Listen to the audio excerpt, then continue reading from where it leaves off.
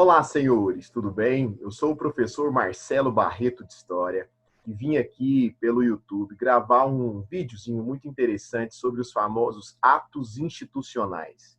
Se você ainda não está inscrito no canal, dá uma forcinha aí, se inscreve no canal, me ajude a levar essas aulas e essas informações tão importantes para mais pessoas. Vamos lá, então?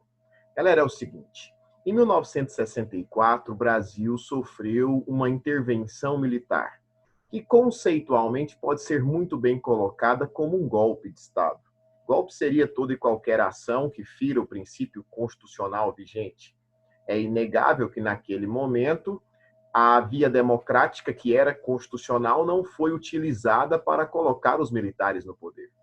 E assim que os militares assumiram o poder a partir de 1964, eles começaram a instituir alguns atos que propunham algumas determinadas mudanças legais em nosso país. Entre os anos de 1964 e 1969, foram instituídos 17 AIs, atos institucionais. Porém, os 5 primeiros são os mais importantes e estudados, principalmente aí no nível médio de ensino. Vamos lá.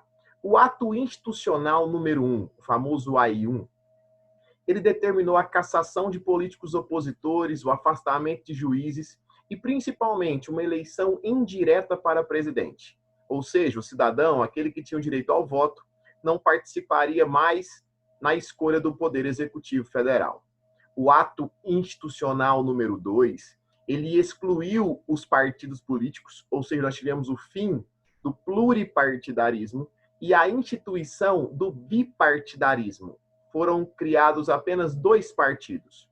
O Arena, a Aliança Renovadora Nacional, que era o partido dos militares e apoiadores, e o MDB, o Movimento Democrático Brasileiro, que seria uma oposição.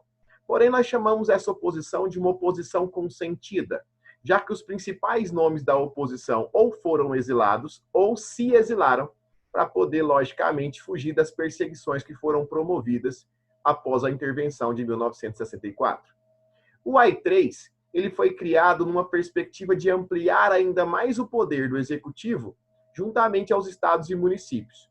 Ele determina que as eleições para governadores também seriam indiretas e que os prefeitos das capitais e cidades estratégicas seriam escolhidos de forma indireta pelo governo, pelos militares. O AI4 caracterizou a formação de uma Assembleia Constituinte, que acabou promulgando em 1967 a Constituição do Regime Militar, que incorpora os atos institucionais dentro da Constituição.